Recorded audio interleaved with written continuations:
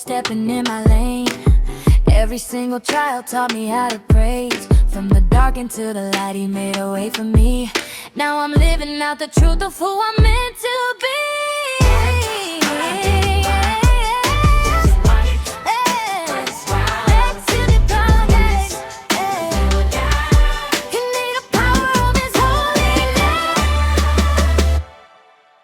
Grab your Bible, open your heart.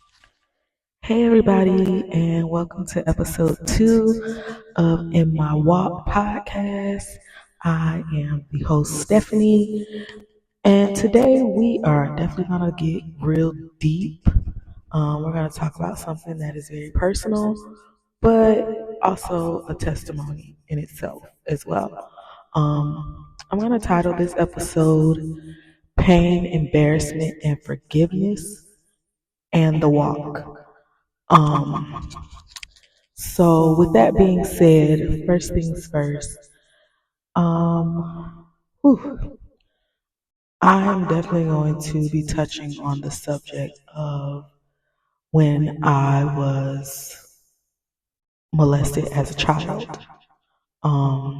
Just a little backstory on what happened there. Um, my mother, she would pick fruit in the summer, go up to New York, and we would go with her, and she would pick fruit in the summer.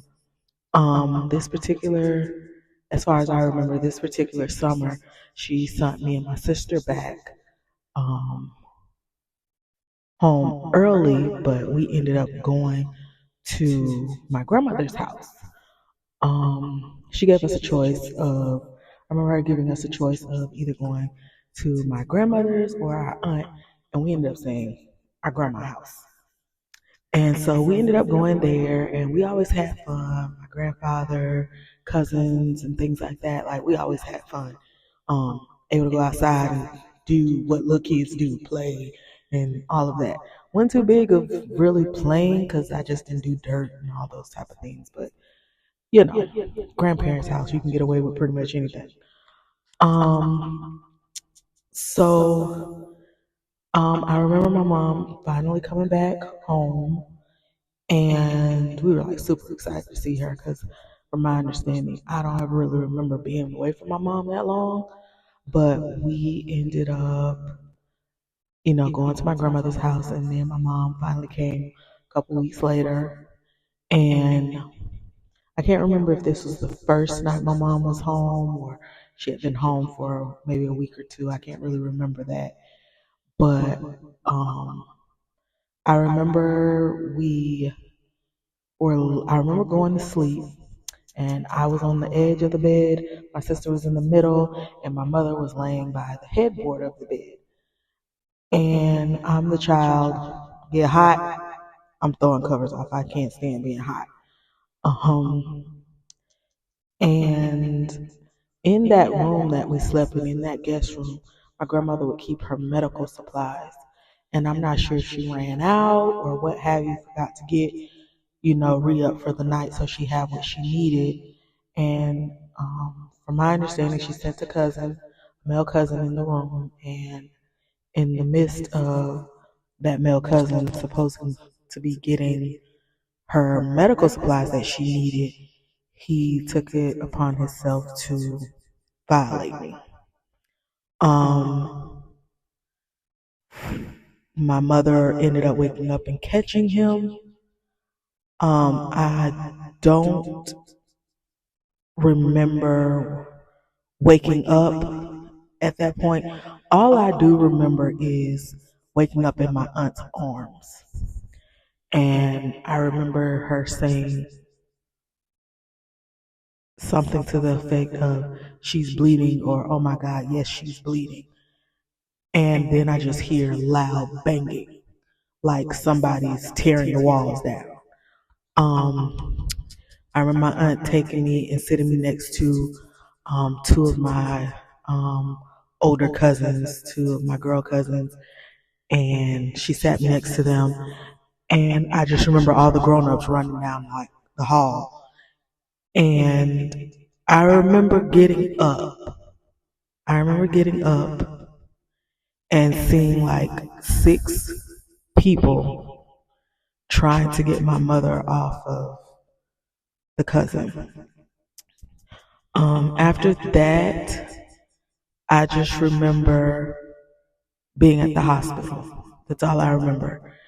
And I remember, I'm assuming she was a social worker. I remember her being in the hospital room with me and my mother.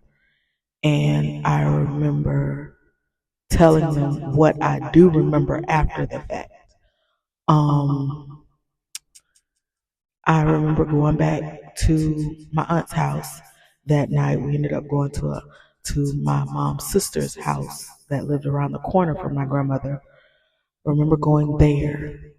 I don't remember what happened to him. I don't remember. I don't recall anything. I do remember the next morning because our clothes were at my grandparents' house. We had to go and get our clothes.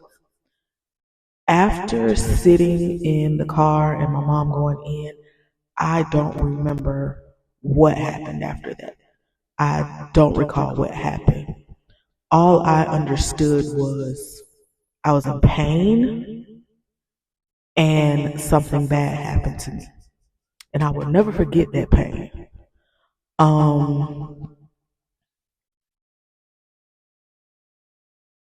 Life after that, it seemed like it just moved on. Um, it seemed as if, in a sense, to me, mind you, this is my point of view, this is what I felt. It seemed as if it didn't happen, in a sense, because I still remember this male cousin always being around me. I still remember just him always being there, like it never happened. And I always looked at him different, but I feel like the way we were brought up, if you said too much or if you did too much, it was like, well, why do you feel that way? Like, it was almost like it was wrong. That's just how I felt. Um, I do not remember my father being around at that time.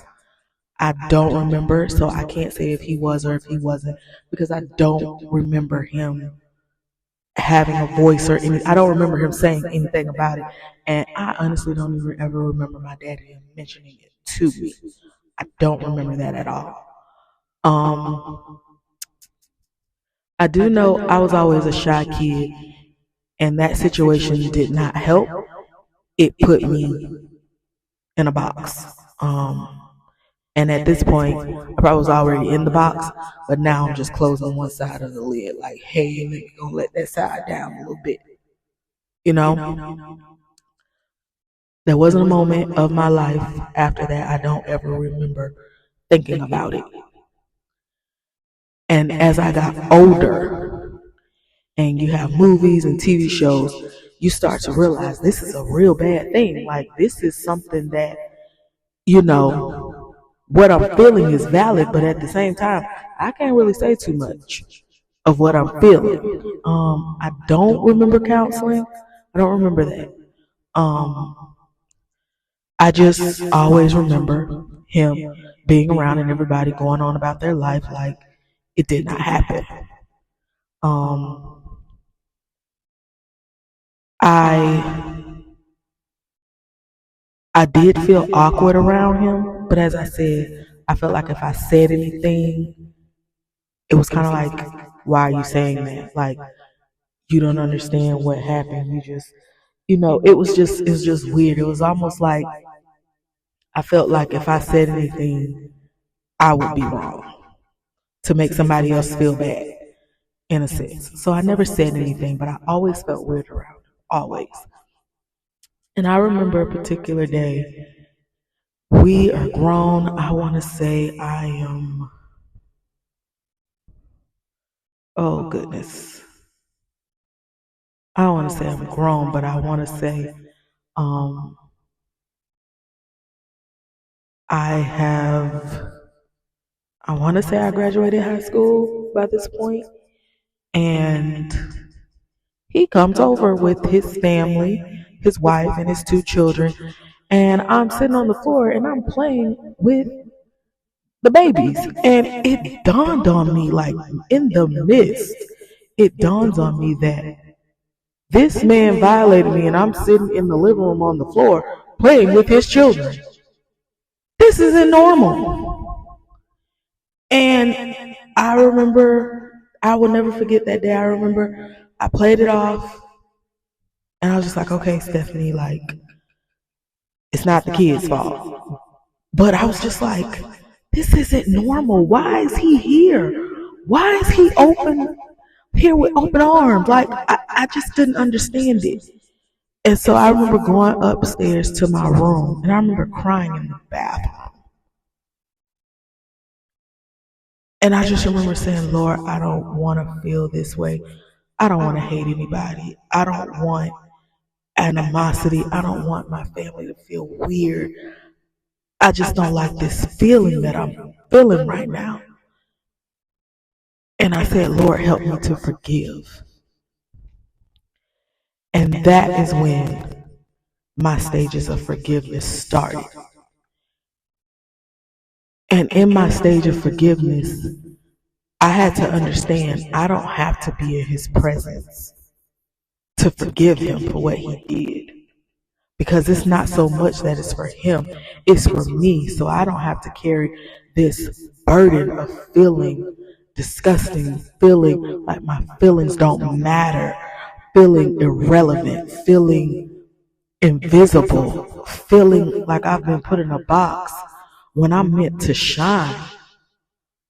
So that's when my journey of forgiveness started.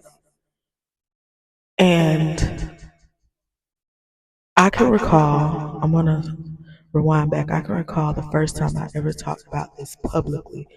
I was in school, in middle school. And I don't even know how the subject with me and my friends got on this, but I want to say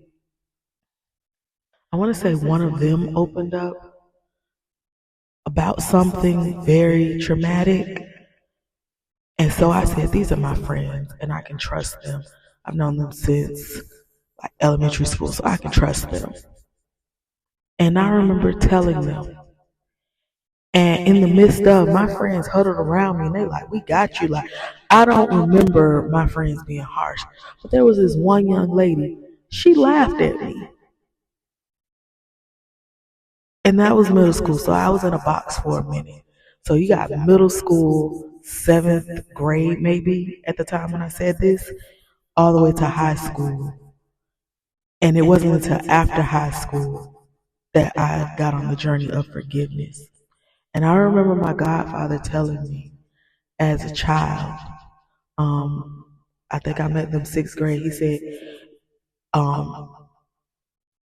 I did tell him and my godmother, and he said, this is going to be part of your testimony. And I didn't understand that then because I was like, I don't want to tell nobody this. I'm embarrassed. Like, if I feel like this and only a few people know, I don't want to, I'm not telling nobody. But fast forward back to adulthood, I was learning what forgiveness was. And mentally, I thought I forgave him. I thought I was doing it. But again, a day never went by where I never thought about it. And that's okay. You forgive and you don't have to forget. But when I thought about it, I still had that sickening feeling.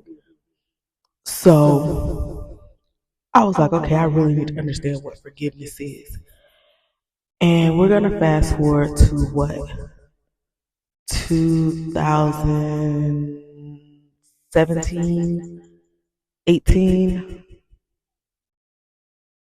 And this is when a big trial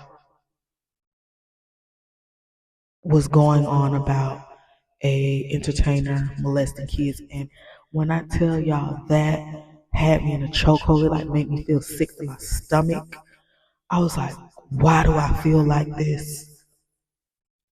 And I was attending a church and I would just go every Sunday like, Lord, help me. What am I doing wrong? Am I not forgiving? What is it? And I forgave the surface. I just forgave the title of what you did to me. I didn't really get down to the nitty gritty of the fact that you hurt me, you violated me, you betrayed my trust. You did the ultimate thing to me that I never thought you would have done as my male cousin. You're supposed to protect me. I just forgave the name of what you did. I didn't forgive the action of it. I didn't forgive the depth of all the trauma I've had to go through my entire life.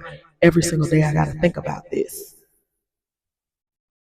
So I remember being in my car driving home from church. And I remember just weeping. And I yelled his name out and I just said, I forgive you. I don't wish any ill will towards you. I pray God has mercy on you. I pray that you live an abundant life, that you live a life of forgiveness, because I forgive you. I don't know what you were up to mentally, whatever experiment, I don't know, and it really don't matter, but I forgive you. Because what I can't do is keep living my life with the burden of your actions on me. And what I can do is take this moment and turn it around for my good. And with the help of the Lord, I'm able to do that. I truly understood I had to forgive. And that's also when forgiveness had to come into play with my family, because I'm like, y'all let this guy still be around me. But then I'm like, well, how are y'all raised? I didn't understand. But I forgave. I forgave everybody. I did.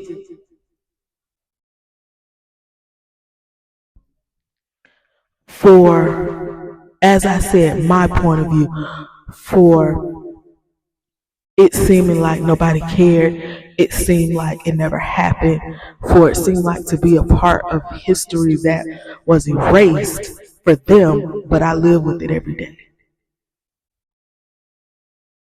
So I forgave.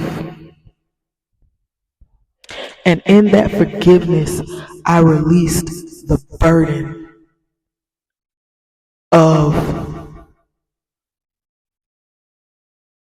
their actions. I released it. I released the burden of blaming myself. Granted, I'm 7, 8 years old, but I blame myself. I still remember what I had on. Had on a pink dress with butterflies on it. My grandmother had bought it for me. She bought me a pink one and a yellow one.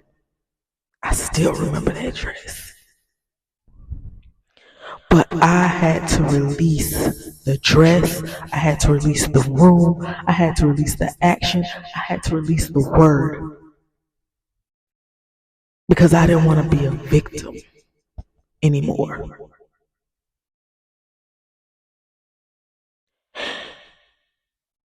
And that's when I understood what my godfather told me, that this is going to be a testimony. You're going to be able to save a mother to help her child. You're going to be able to save a child for the mother to understand. You're going to be able to show men and women you don't always have to turn the other way. You walk with God and He'll bring you through it. Because when I was growing up, listening to the fact that this happened to a lot of people and they lost their mind, I give God all the praise, glory, and honor that I have not lost my mind. I went in a box, but the beautiful thing about that box, it wasn't sealed, it wasn't taped, and I could push the lid open and climb out of it.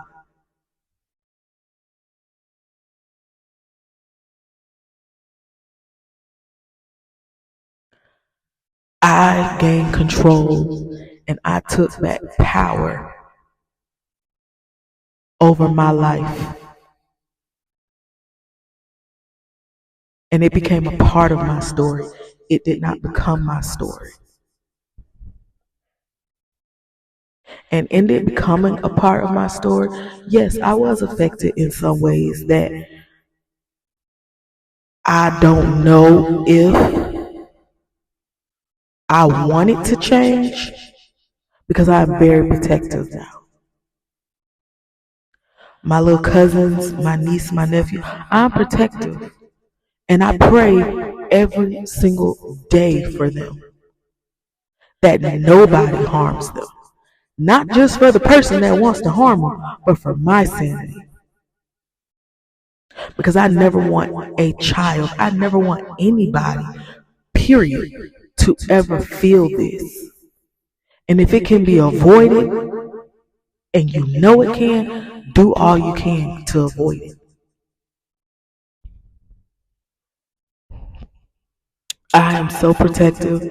I've already stated that when I have children, the whole spending the night at people's houses, especially underage. After a certain age, cool, but a certain age, no, it's not happening. I'm very protective.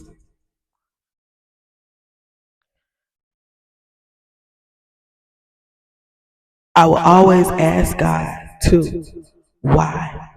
Why me? Why? There's not a person that has gone through something and you have not asked God why. And one day I was sitting and I don't know if I was praying or if I was reading my Bible, and I was just like, why did I have to go through this? And you want to know what he said to me? Why not you? Why not you go through something and be a soldier for me? Be a testimony for me. Show the goodness of what I can do. How I can turn it around. If I had to go through the beating, the spitting, the carrying, my flesh ripped from me, why can't you handle this? And I'm walking with you the whole way. I'm not saying in any way that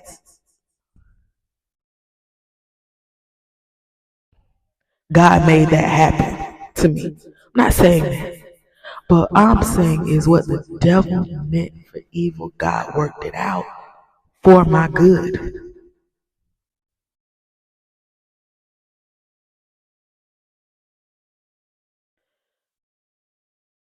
They nailed him to a cross.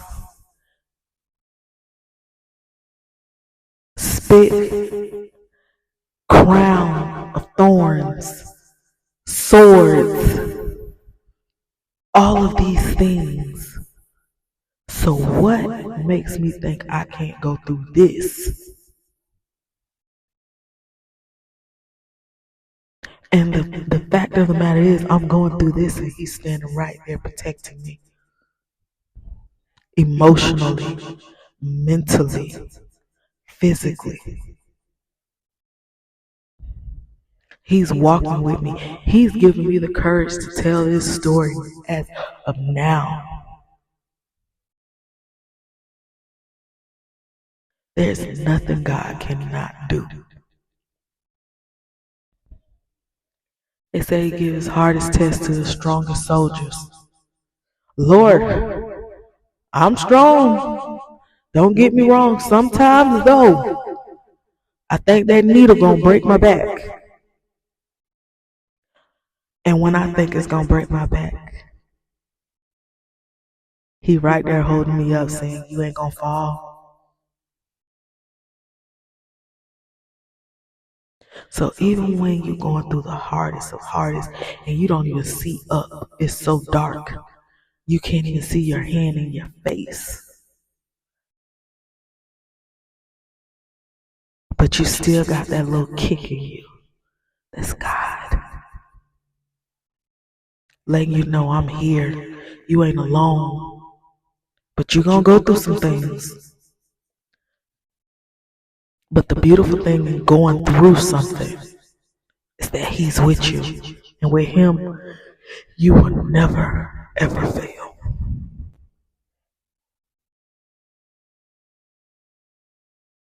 Now in my walk, all the pain, the embarrassment, and learning to forgive has allowed me to walk in my purpose because I don't have that holding me back. It's not holding me hostage. I'm able to go and tell somebody about it. I'm able to go and live my life and that not be what's embarrassing. Like I'm holding a deep, dark secret that I don't want anybody to know. But why shouldn't I tell it? Because I don't look like what I've been through. So I'm going to tell it.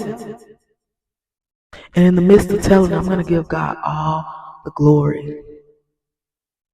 It doesn't matter who was there and who wasn't.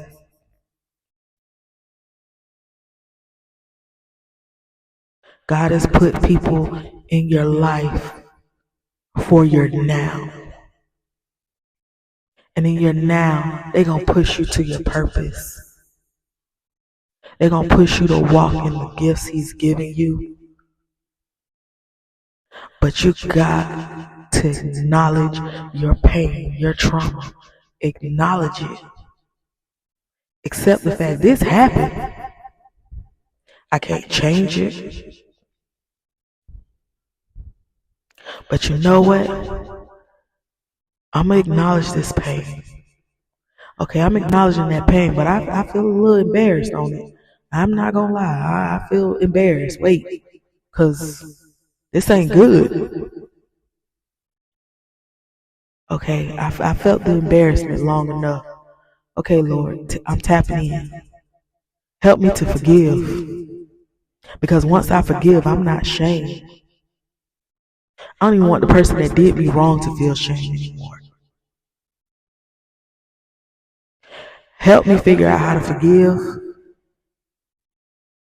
And I need you to turn it around for my good.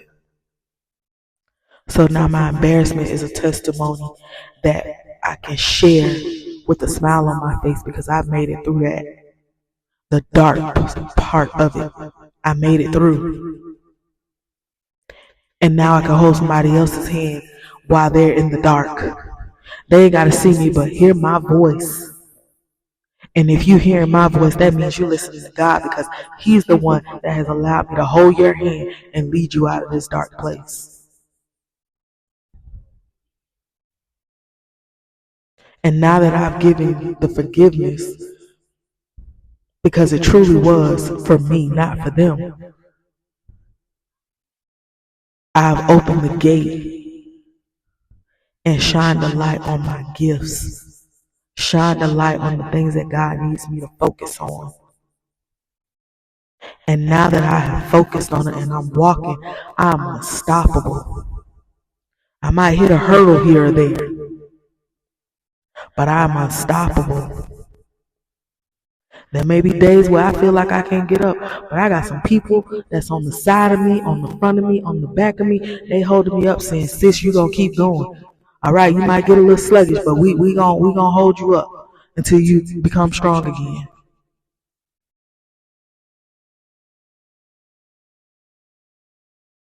In this walk, it's never easy, but it's worth it. So I'm going to say this, don't give up, don't give in, keep pushing. God got you, your circle got you, your people got you. God got you.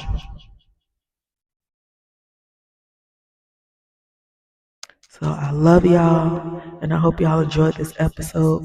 Please like, comment, and subscribe. And I will see you guys next week on the next episode. Thank you, and I love y'all. Peace.